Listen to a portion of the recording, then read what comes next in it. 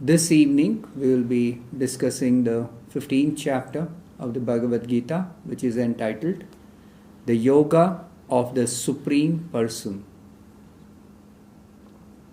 In the previous chapter, Krishna has recommended Bhakti Yoga as the best method by which Arjuna can free himself from the entanglement of this material world. Now, the 15th chapter begins by describing how to break the attachment to this material world and attain the spiritual world. After discussing importance of Bhakti Yoga in so many chapters, someone may wonder, what about the Vedas? So in this chapter particularly, Krishna answers this question, that the purpose of the Vedic study is to understand Krishna. Therefore, one who is in Krishna consciousness, engaged in devotional service, is already having the knowledge of the Vedas. So the first part of this chapter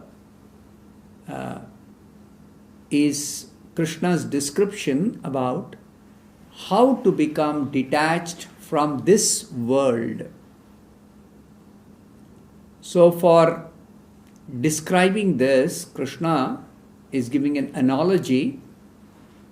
This world may be compared to a inverted banyan tree. Inverted because this banyan tree of the material world has got its roots up and its branches down. So, we do not have, generally we are not seen a tree in which the roots are up and the branches are down. But Srila Prabhupada explains, when we go to a reservoir of water, on the bank of such a reservoir, if there is a tree, then the reflection of that tree on the bank of the reservoir of water, that reflection will have roots up and branches down. Similarly, here Krishna is giving this analogy of an inverted banyan tree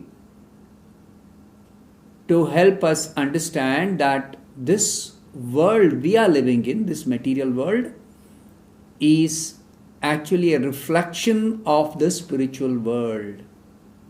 Therefore, this description of an inverted tree. Now, if you understand what is a banyan tree, among all the trees, the banyan tree is very, very special because it can spread itself over hundreds or even thousands of square kilometers. So, the banyan tree is a very, very huge tree. Potentially it can grow to become a very big tree, unlike any other tree. So, this banyan tree, this material world is compared to the banyan tree. Krishna says the living beings are entangled in this material world like one who is entangled in a huge banyan tree. Such a person, he'll be wandering from one branch to another branch because you cannot find the beginning or the end of such a banyan tree. So similarly, this material world, it's so huge that ordinarily a person cannot find where is the beginning of this tree or where is the end of this tree? Normally, people are very attached to this world. So, the comparison is made that one who is attached to this tree, there is no possibility of liberation from this material entanglement. Now, the Vedic hymns meant for elevating oneself to a higher status in life is compared to the leaves of the tree. Then it is said the tree has its roots upward, which means the tree begins from the topmost planet of Lord Brahma. And one should understand this indestructible tree of illusion in order to actually become free from this material world. Now, the root of this material existence is upward, means it begins from Brahmaloka or Brahma's planet. From there, the whole universe is expanded, and there are so many branches which correspond to so many different planets. One should have a good understanding of this tree in order to actually become free from material entanglement. Krishna further describes, the branches of this tree extend downward and upward, nourished by the three modes of material nature. What does this mean? This means on the lower branches of the tree there are humans, horses, cows, dogs and other lower species of beings. But on the upper branches of the tree there are devatas, gandharvas, siddhas, charanas and higher species of beings. The twigs of this tree are like the objects of the senses. What does it mean? This means we develop different senses when we live in this world, by which we try to enjoy different sense objects. For example, our eyes, we try to enjoy beautiful forms. With our ears, we try to hear pleasing sounds or pleasing music, etc. So this senses are the eyes, ears, nose, etc. And the objects are the form, the sound and the smell, like that. This tree also has roots going down, bound to the activities of the human beings. What does this mean? This means by performing different types of pious and impious activities, we have to either enjoy or suffer different kinds of reactions in this world.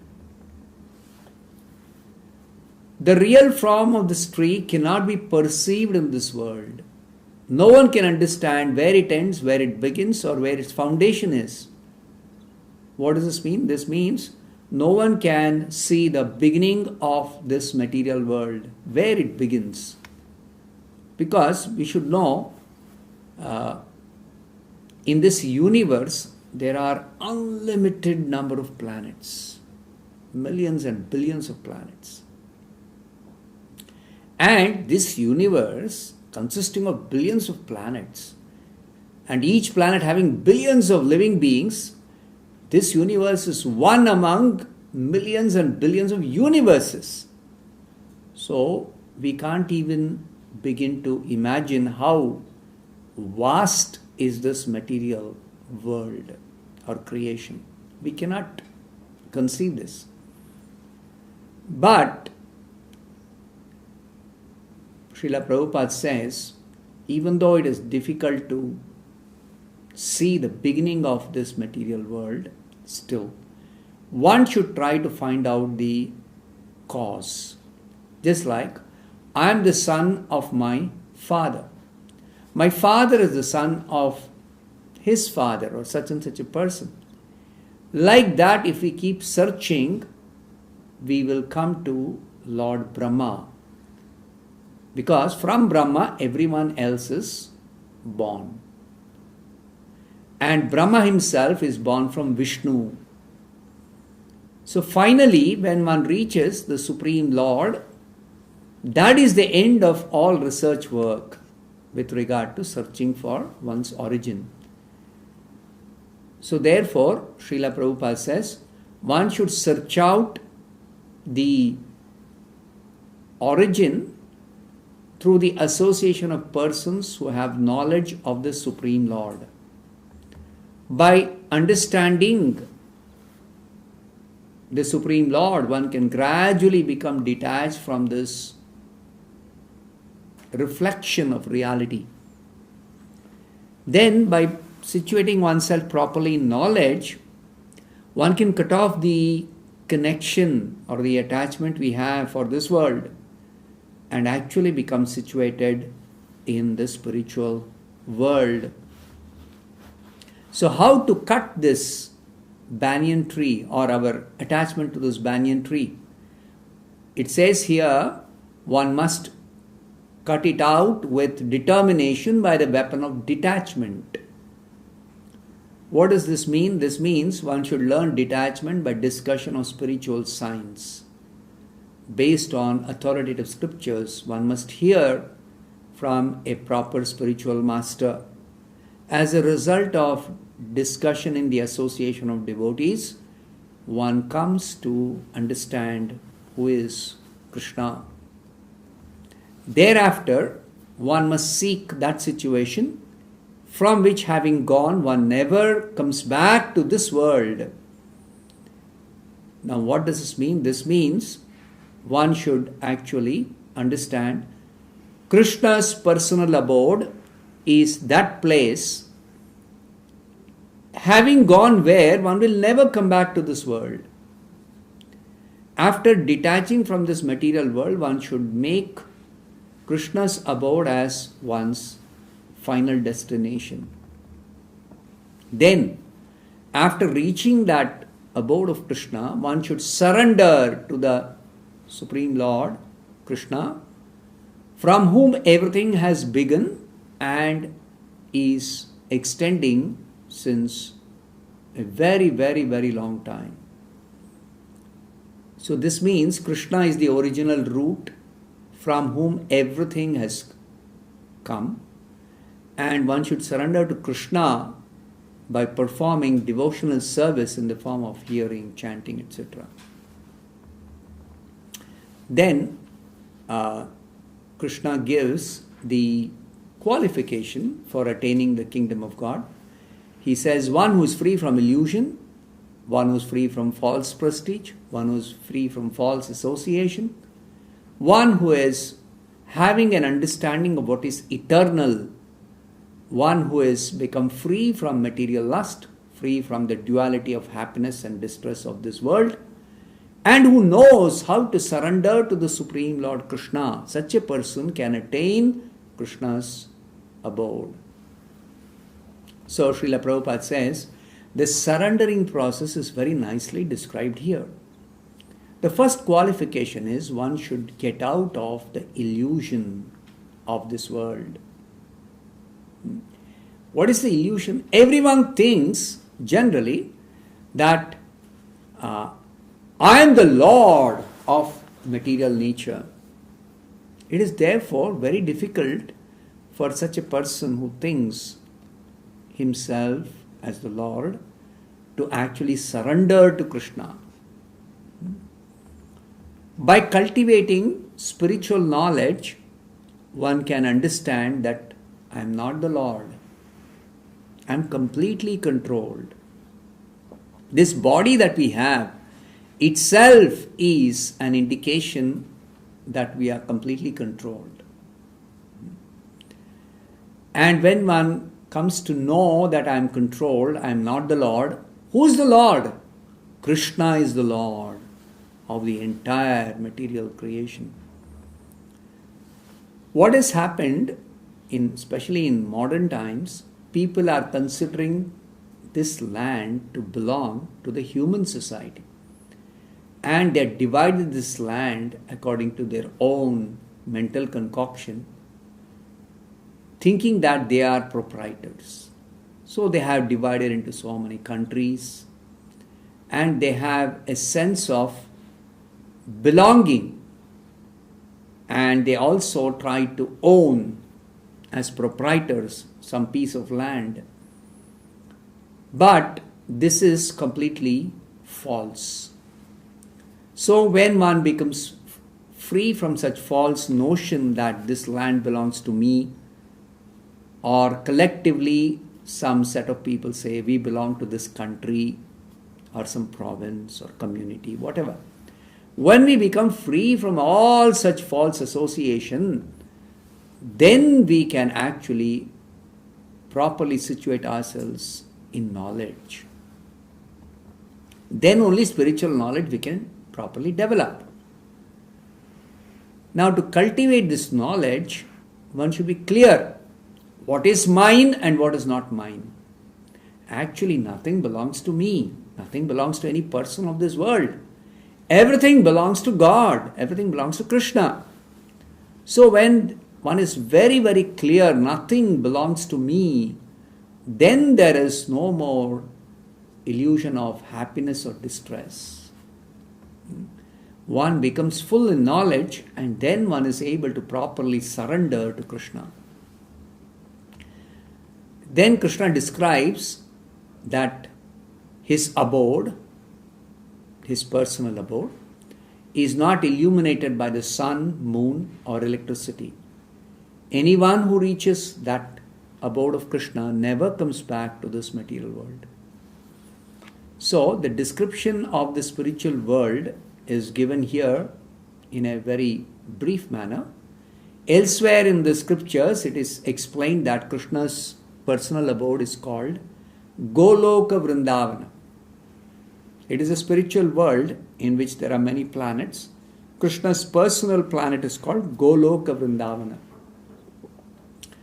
In that spiritual world or spiritual sky, there is no need of sunshine, moonshine, or electricity, because all the planets, the spiritual planets in the spiritual world, are self-illuminated.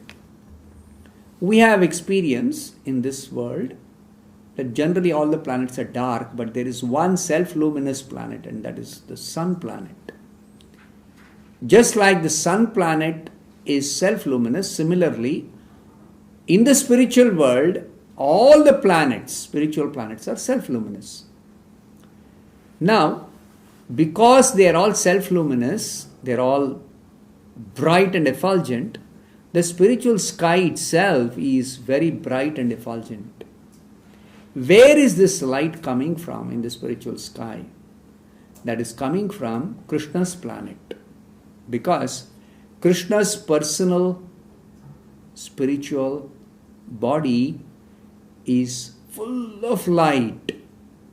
Krishna's body emits unlimited light. And that light is spread throughout the spiritual world, in the spiritual sky, and that is also present in the material world, in our world, as the light from the sun. So the light from the sun is originally Krishna's own personal effulgence. So long as we are in this material world, we are bound up. As soon as we reach Krishna's personal abode, then we become free from this bondage. And we never come back to this world again. Now the next few verses, Krishna describes the transmigration of the soul. What is the meaning of the word transmigration? Transmigration means the soul passes from one body to another at the time of death. So, conditioned life, this is another term that is used. We are all situated in conditioned life. Conditioned life means we are habituated to live in this material world, though we don't belong to this place. We belong to the spiritual world. We belong to Krishna. But because of our desire to enjoy materially, we have actually been forced to take birth in this world. That is the reality. That's the truth. So, it is said by Krishna here that all the living beings in this material world, in this conditioned world, actually are eternally my fragmental parts.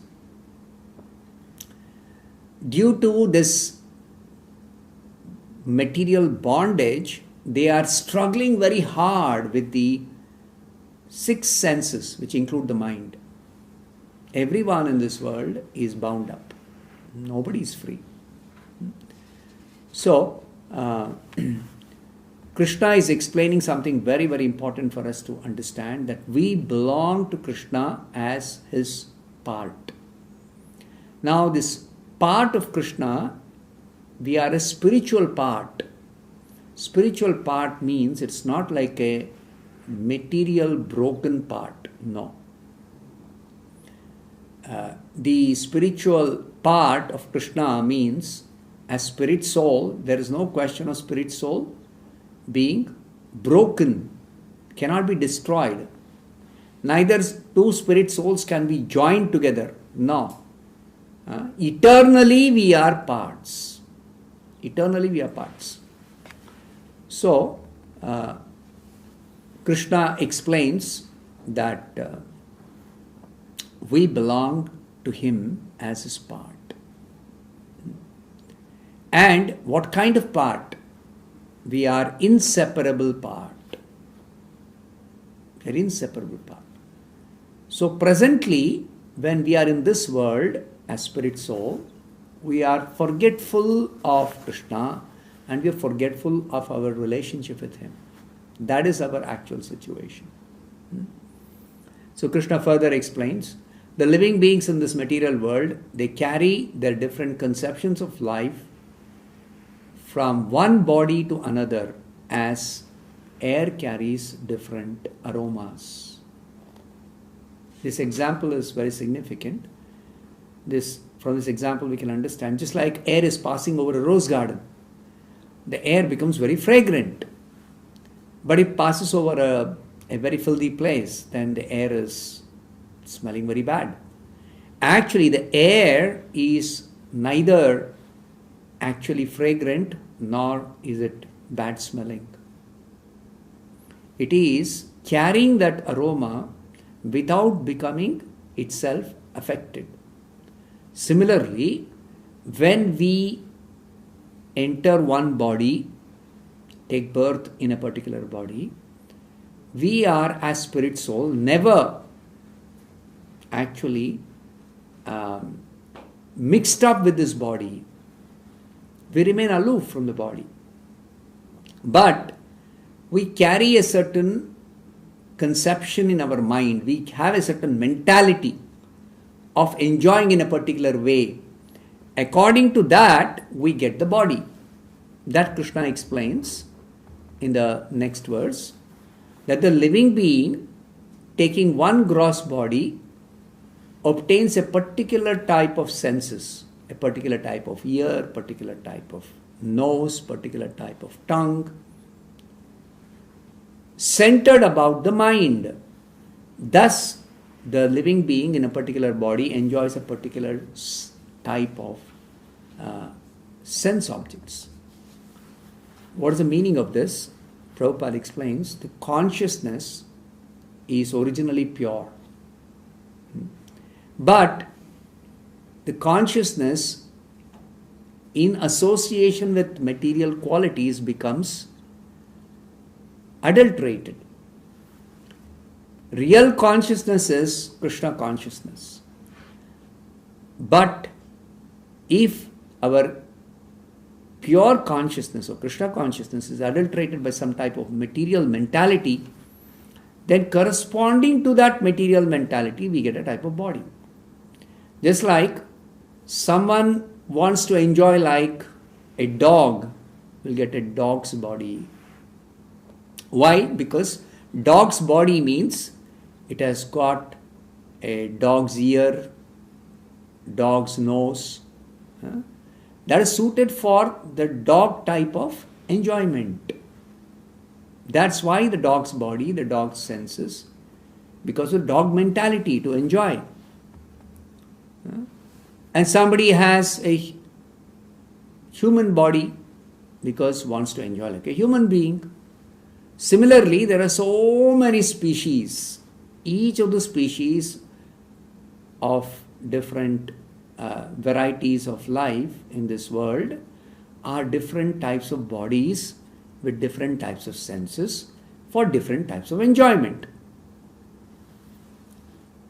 Krishna says, the foolish cannot understand how a living being can quit his body, or what sort of body he enjoys under the spell of this material nature. But one whose eyes are trained in knowledge can see. Now, when somebody is changing body at the time of death, can we see somebody who is standing by the side of the person who is going to die? After the person actually dies, can they see the soul leaving the body? They cannot. Why? Because the soul is so small, it's so tiny. The soul cannot be seen with these eyes. It's very, very tiny. Besides, the soul is also something spiritual. It is not some material part that we can see, material object that only our eyes can see, some material objects. So the soul cannot be seen. Then how do we understand? So this understanding or perception is possible through knowledge. What kind of knowledge? The knowledge that is described in the Bhagavad Gita or such Vedic literature, which first of all explain or help us understand every living person, living being is spirit, soul, not the body. So the spirit soul is completely separate from the body. So if this body is appearing to be having life, that life is not due to the body. It is due to the presence of the spirit soul. It is due to the presence of the soul. The moment the soul leaves the body is simply dead body. So until one understands this knowledge from the proper source, one cannot actually perceive the soul leaving one body, entering another body, etc. So Krishna clarifies, the endeavoring transcendentalist who is situated in self-realization can see all this very clearly. But those who are not situated in self-realization, though they may try to see, they cannot see what is actually happening. So the real purpose or goal of yoga practice is self-realization. What is that self-realization? To first of all realize, who am I? I am not this body, and this body is changing. I am the unchanging spirit within this body. At the time of death, I have to leave this body. Then I have to accept another body. This is self-realization. So this self-realization, if that is not the goal of somebody who is practicing yoga, then they can never come to knowledge, proper understanding, because they can never see. If somebody just practices yoga for some weight reduction, for some peace of mind, such people cannot be situated in self-realization. That's not possible. Next, Krishna explains how he maintains all the living beings in this world. The splendor of the sun which dissipates the darkness of this universe is due to me, Krishna says. And the splendor of the moon and the splendor of the fire are also from me. That means all the light that we get from the sun, from the moon, from the fire are all due to Krishna. As I explained a little earlier, the sun is giving out light because of the effulgence of this spiritual sky called Brahma Jyoti. Brahma Jyoti means it's spiritual light. That spiritual light is reflected in the sun planet as sunshine. And what is the moonshine? The moonshine is reflected light of the sun. And the fire What is fire? After all, the trees, they are absorbing sunshine, and those trees, when we cut the wood of the tree and light that wood, the same energy which has been stored already in the wood as sunshine, which is stored energy in the wood, that is what is coming out as light of the fire when we light up the wood. Similarly, even coal is stored energy of the sun, and that's why when we light up coal, there is light and heat. Or even some precious stones, they have certain types of minerals. They are able to absorb sunshine over a very, very long period of time, and then they become self-effulgent gems. So all this is originally light of the sun only, and the sunlight itself is originally the light from the spiritual sky.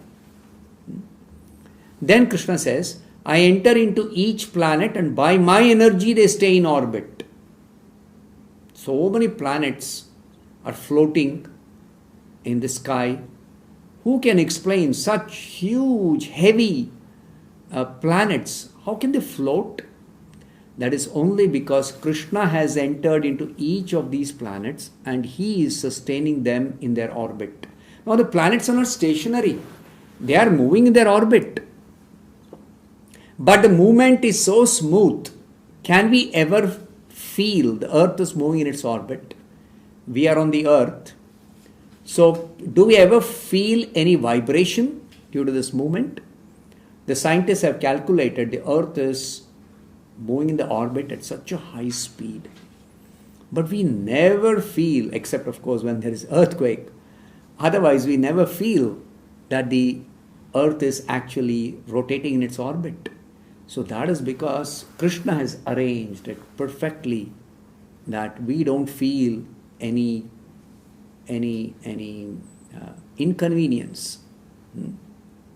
So he is responsible for the movement of each planet in its orbit, and it is able to float in the sky.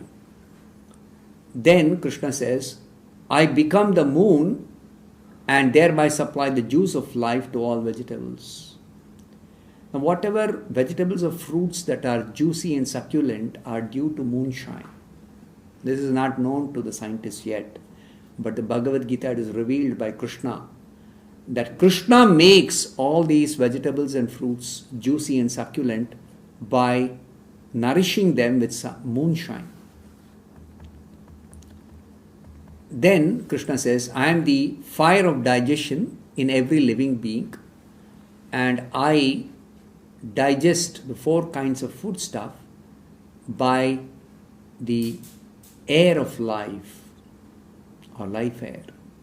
In our body there is one special type of air circulating called prana vayu or life air. Prana, you would have heard this name prana. Prana means it is the vital energy that is making this body work. We eat some food. Generally the food gets digested and we don't know how it actually is digested. But actually it is Krishna who is situated in our belly as the fire of digestion. In Sanskrit it's called Vaishwanara. It's a fire that is there in the stomach. That fire burns up the food we eat and actually converts it into different parts of the body. It's like some portion of the food is converted into flesh, some portion into bones, some portion into blood, some portion into some skin, like that. And it is Krishna who is digesting the food. You see how Krishna is very, very much intimately connected with our life in this world. Now Krishna further says, I am seated in everyone's heart, and from me comes remembrance, knowledge, and forgetfulness. We have heard this earlier also, that Krishna is seated in everyone's heart as Paramatma. But what is he doing there? He is actually giving us every moment. He is giving us knowledge or intelligence. We all take help of our intelligence every time we do any activity. Just like if you go out of your own apartment. Of course, now you are all locked up in the apartment. But let's say you have to go out to buy some vegetables. Now, as soon as you go out of your apartment, you know, based on where you want to go, whether you should turn left or right. How does it actually happen? You don't consciously always make a choice. Generally, if you are been used to going to a certain place from your apartment, you just go without paying particular attention. But actually what is happening? It is Krishna who is giving direction in the form of intelligence. So Krishna is active in our heart as Paramatma, as the Super Soul. He gives knowledge, he gives remembrance, and he also gives forgetfulness. Now we would like to remember something pleasant or something useful. We would like to forget something unpleasant, something which is a very, very bad experience in the past, some suffering or misery. So Krishna facilitates forgetfulness even. And Krishna facilitates remembrance. So he is active in so many ways. These are few of the ways in which Krishna explains how he is maintaining all of us. In the next portion, Krishna explains there are 3 categories of persons in this world. First of all, he says there are 2 categories of living beings. One is called fallible. Fallible means they are subject to fall down. And there is the infallible, those who don't fall down. So all the living beings in the material world are called fallible. They are subject to fall down. And all the living beings in the spiritual world are called infallible. So here in the material world, every living being is bound up, is conditioned, is trapped in illusion. And in the spiritual world, all living beings are liberated. They are free. They are not bound up. And Krishna says that besides these 2 kinds of living beings, the greatest personality is Krishna himself, who has entered into these worlds and is maintaining them. Krishna only enters into everything in this material world, everyone's heart and every atom of every material thing. And he maintains everything. Because Krishna is above both the fallible and infallible, the bound up living beings and the liberated living beings, he is above both. He is the greatest personality, the supreme personality. So he is called the supreme person. In Sanskrit it is called Purushottama, the greatest personality. And Krishna concludes this chapter by telling that anyone who knows Krishna as that supreme person, greater than everyone else, the greatest, such a person is actually knower of everything. One who knows Krishna knows everything, because Krishna is everything. And such a person engages in devotional service to Krishna. The result of such knowledge is that person actually engages in devotional service to Krishna. This is the highest perfection of life for anybody, and one who is situated in devotional service with knowledge of Krishna as the greatest personality actually is the wisest person, and such a person will always be situated in the highest perfection of life. That's the end of this chapter. Hare Krishna.